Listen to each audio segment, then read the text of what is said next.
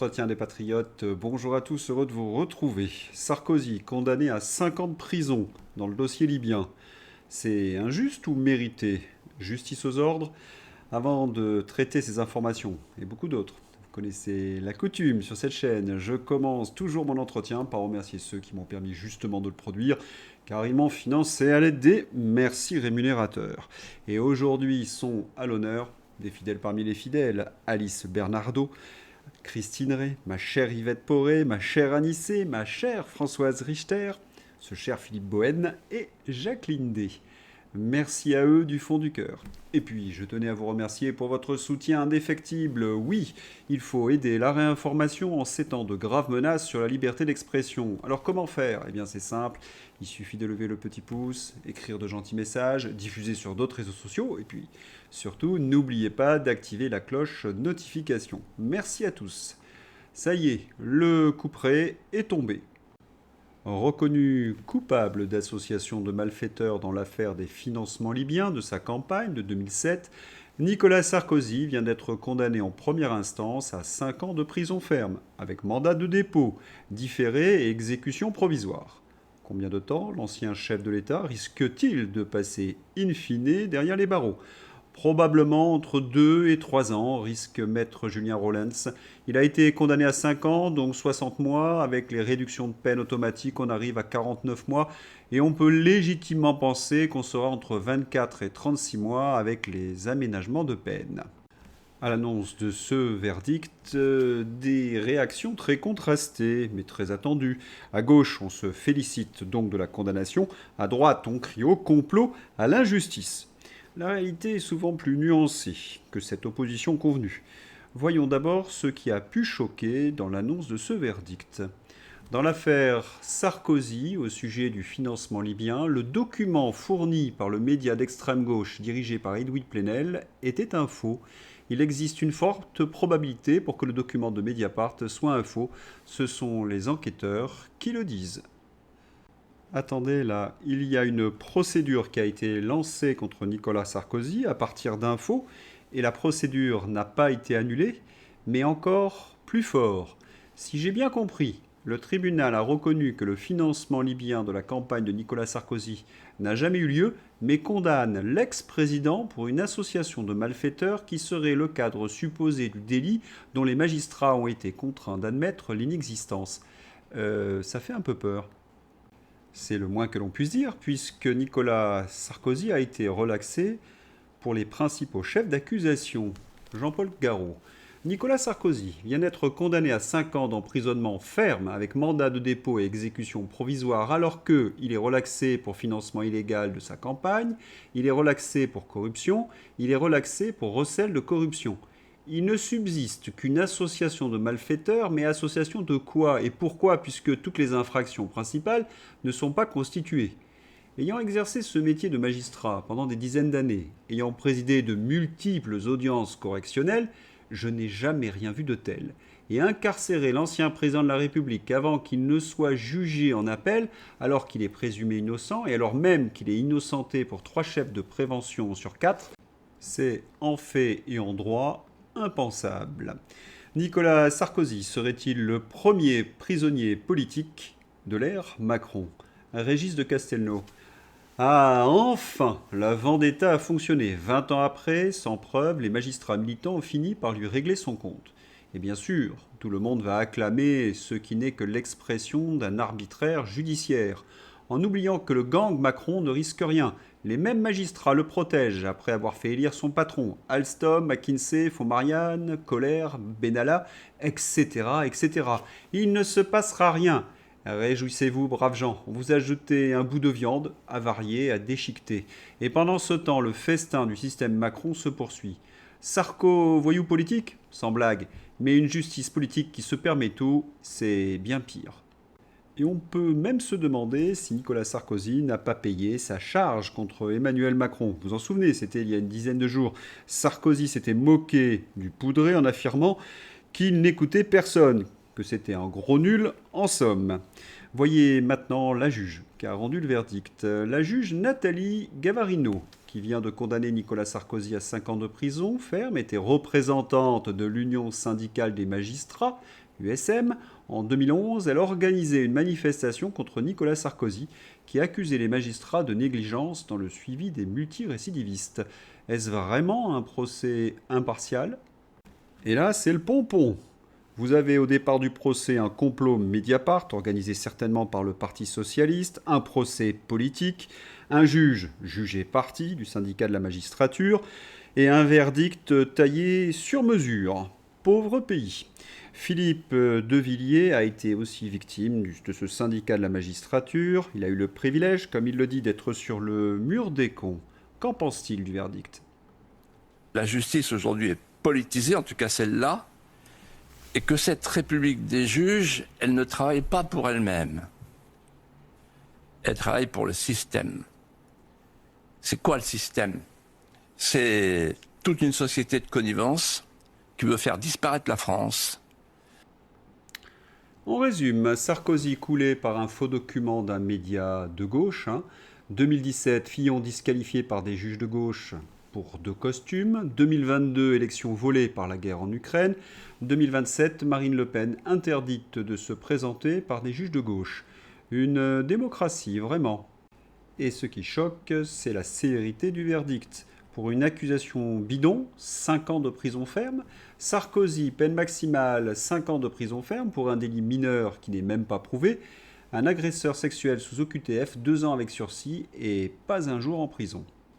Voilà, vous avez compris ce qui est choquant dans ce verdict. Il y avait 1001 raisons de ranger Sarko dans la case prison. Et la gauche l'envoie à l'ombre pour un délit imaginaire, effrayant. D'ailleurs, il va falloir s'interroger pourquoi la gauche et le système judiciaire n'envoient pas Sarkozy pour de bonnes raisons. Nous, on va remonter le temps et le dossier. Nous étions en 2005, vous voyez ce que je veux dire?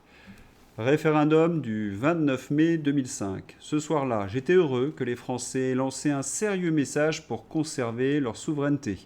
3 ans après, Sarkozy nous a trahis. Aujourd'hui, je pleure cette Union européenne corrompue par les lobbies américains. Mais comment Sarko a-t-il pu annuler ce référendum? Comment a-t-il pu trahir la souveraineté populaire du référendum, inscrite pourtant dans la Constitution de la Ve République?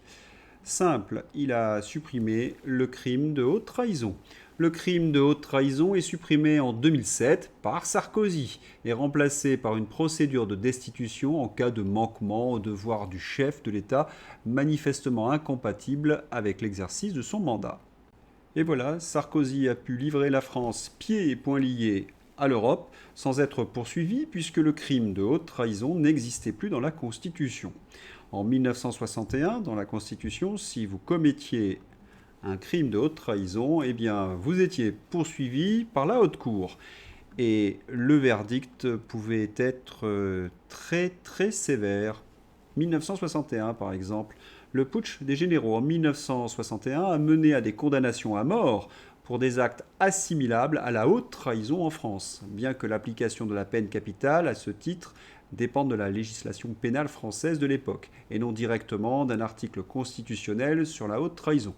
Le général Raoul Salan et le général Edmond Jouot, meneurs du putsch manqué, ont été condamnés à mort pour des faits tels que la direction d'un mouvement insurrectionnel et l'intelligence avec des puissances étrangères. Mais ils ont finalement été graciés puis amnistiés. Quels sont les autres éléments qui nourrissent le dossier de la haute trahison? Eh bien, la politique étrangère de Nicolas Sarkozy.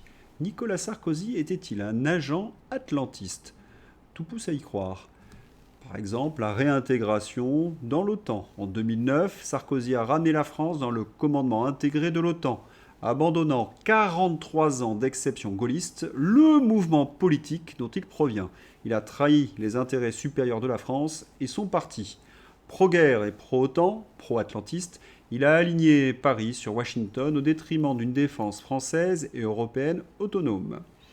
Il a suivi donc les néoconservateurs, une soumission totale à l'OTAN. Sarkozy s'est distingué par un atlantisme fanatique, rompant avec la tradition d'indépendance française. Destruction de la Libye.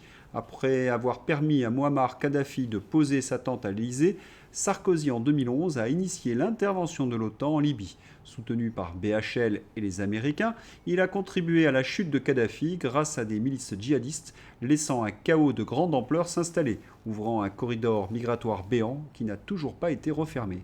Cette guerre a entraîné la percée djihadiste dans le Sahel, notamment au Mali, qui a culminé avec le retrait en catastrophe des troupes françaises de toute l'Afrique de l'Ouest. Et il y a cette affaire de vente d'or.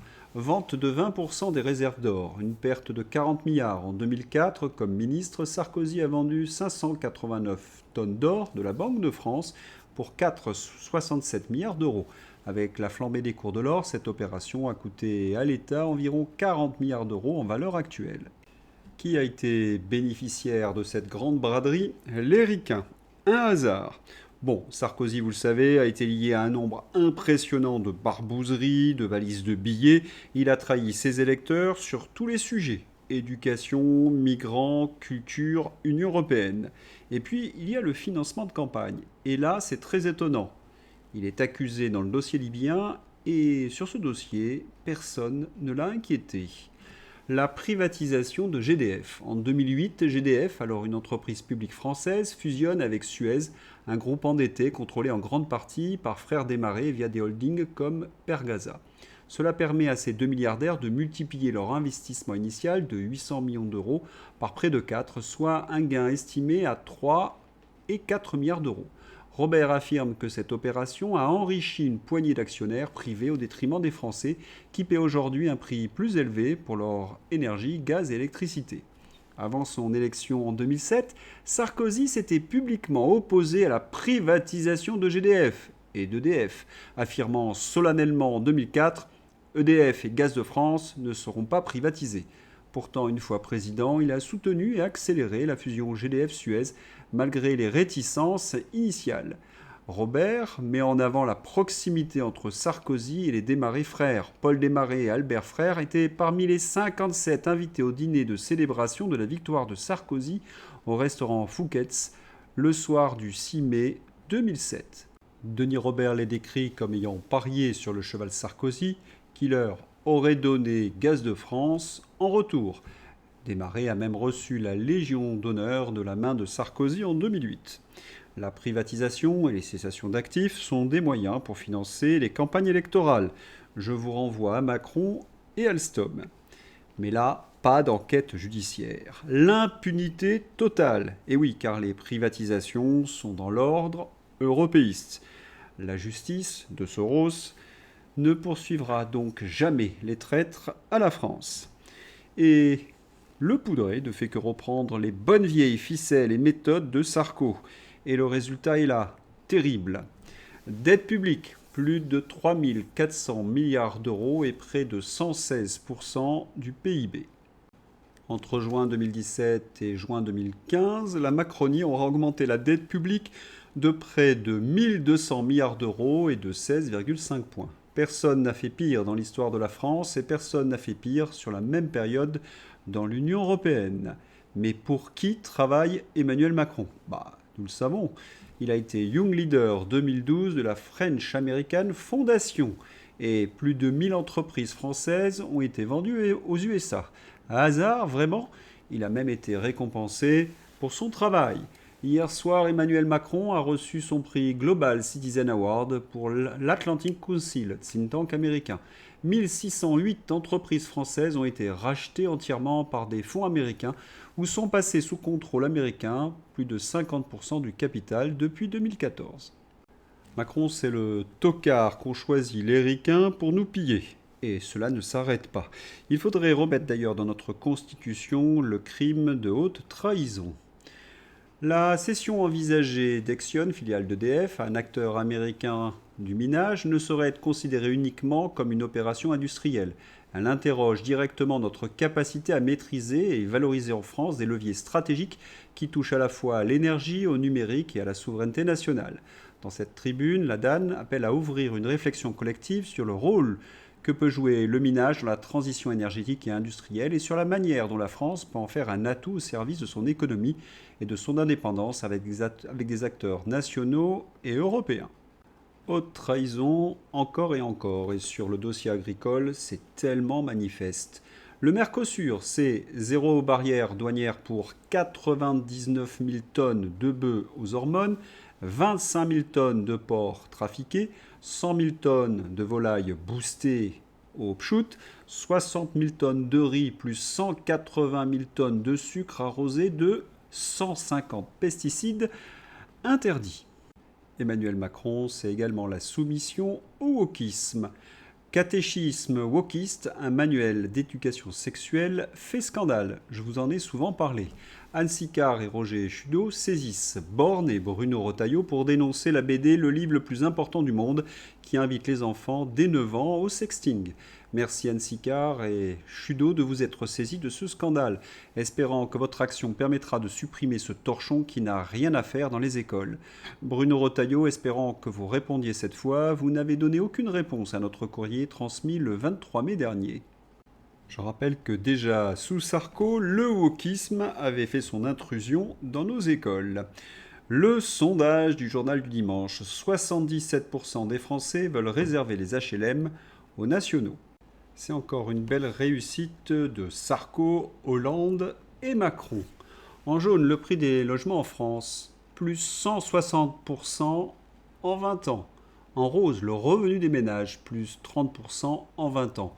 On a compensé en rallongeant les prêts jusqu'à 25-30 ans.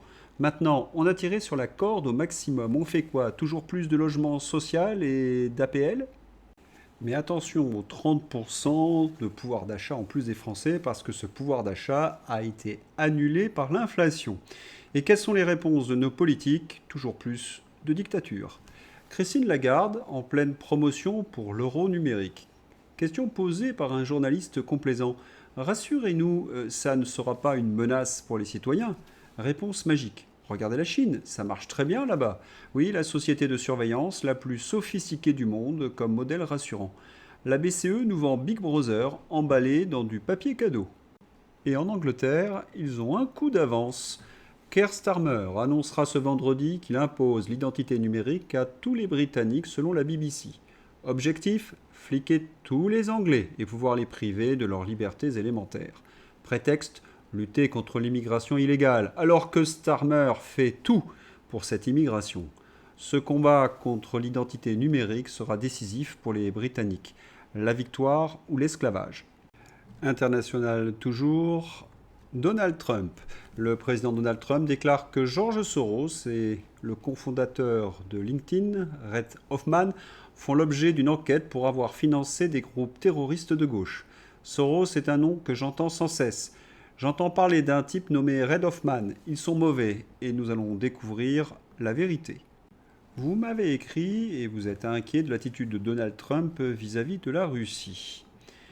Omerta. Donald Trump publie sur Truth Social un message de soutien à l'Ukraine, mais que cache vraiment ce revirement?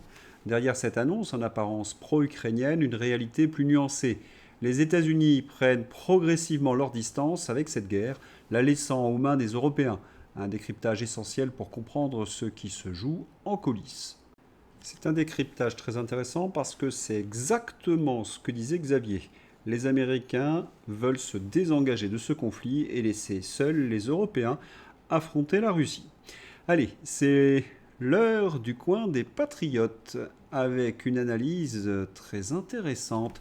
Général Alcazar, le futur de l'Europe passe par le démantèlement de l'Union européenne. Recommandations de politique publique. Les échecs de l'Union européenne sont inhérents au paradigme supranational lui-même. Les tentatives de correction menées à l'intérieur de ce cadre tendent à amplifier les problèmes plutôt qu'à les résoudre. L'étude préconise de dépasser le modèle actuel et de redonner aux États-nations la capacité de définir des politiques économiques et industrielles adaptées à leurs besoins, permettant l'investissement stratégique public et réduisant la dépendance à une prise de décision centralisée et bureaucratique. Elle recommande également d'explorer des modèles alternatifs de coopération flexible, capables de préserver la souveraineté nationale tout en favorisant la coopération interétatique. C'est ce qu'on appelait autrefois l'Europe des nations, si chère au général de Gaulle. Allez, c'est l'heure d'ouvrir la page fantaisie avec l'inénarrable Caroline Fourest. Donald Trump fonctionne de façon mafieuse. Il a nommé à tous les postes, notamment le directeur de la régulation audiovisuelle, des hommes et des femmes à lui. Mais mort de rire, Caroline Fourest vient de tirer une fois de plus un but contre son camp. Je ne vais rien dire, tout le monde le sait. Comme tout le monde ne le sait pas, hélas, rappelons-le, Caroline Fourest décrit ce qu'a fait Macron dès sa première année à l'Élysée. Trop forte la Caro. Allez, je vais laisser la parole à Rudy le fact-checker. Je voudrais mettre en lumière une théorie du complot, de complotistes qui font du complotisme trumpiste, poutinien, d'extrême droite CNews, anti-vax, et rappeler les fondamentaux d'un journaliste aux ordres. Quand il fait chaud, c'est le réchauffement climatique. Quand il fait froid, c'est la météo. Météo, un record de froid a été battu à Paris mercredi 24 septembre. Ah tiens, l'Antarctique a gagné cette année 100 milliards de tonnes de glace. Complotiste! Ah, on s'amuse bien avec les fact-checkers. Notre ami Sébastien Jalamion. Un simple test ADN aurait suffi. Je n'ai jamais entendu dire que des photos servaient à des preuves scientifiques. Évidemment. Un test ADN, pas de photo de grâce. Un expert mandaté par la défense dans le procès américain des Macron, le docteur Jensen, vient de s'exprimer. Il veut un test ADN de Brigitte. Voyez où les Macron embarquent la France et son image dans le monde avec leur procès extravagant. La France devient la risée du monde. Et ces deux semblent en jouir. Dehors, vite. Qu'en pense Macron d'ailleurs de ce procès? M'en fous, c'est les Français qui régalent. La meilleure journaliste du service public a encore frappé. Même si le but n'est pas concrétisé. Claude Guéant, encore un mot Alors, sur cette bien, condamnation. Sur la Oh, pardon. Henri Guénaud, pardonnez-moi.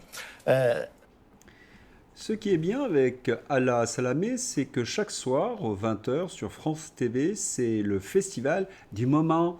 La Ligue du journalisme aussi. Bravo pour ce choix, hein, Delphine Ernotte. Vous êtes des champions. Et de classe mondiale. Les Britanniques regrettent le Brexit. Oui, si, regardez, j'ai la preuve. Projection en siège du dernier sondage au Royaume-Uni. Réforme de Nigel Farage, 436 sièges. Les Libres démocrates, 68. Le Labour travailliste, 57. Les Britanniques vont faire un triomphe à Nigel Farage. Mais vous entendrez encore des journalistes à gages sur nos médias aux ordres pour dire qu'ils regrettent le Brexit. Attendez, je ne suis pas d'accord. Les Anglais regrettent bien le Brexit. Ben oui, le vrai, celui de Nigel Farage. Il va chasser ces mondialistes qui ont trahi justement le Brexit. Rien ne va plus en Argentine. Le président argentin est obligé de faire la manche à Donald Trump. Explication avec Philippe Murer. Après un sauvetage de l'Argentine de Milei de 42 milliards de dollars par le FMI et qu'on sort en avril, les USA sauvent Milei avec 20 milliards de dollars. Sans cela, l'Argentine était dans la mouise avec des obligations en chute libre. On attend les commentaires des fans de Milei. La politique économique, ce n'est pas que la tronçonneuse. C'est très intéressant parce qu'au départ, on a regardé avec beaucoup d'intérêt ce qui se passait en Argentine. Milei avait eu de très bons résultats, mais il commence à détruire entièrement l'État. Et quand vous démantelez l'État, eh bien, vous détruisez la politique économique. C'est à chaque fois la même chose avec les libertariens.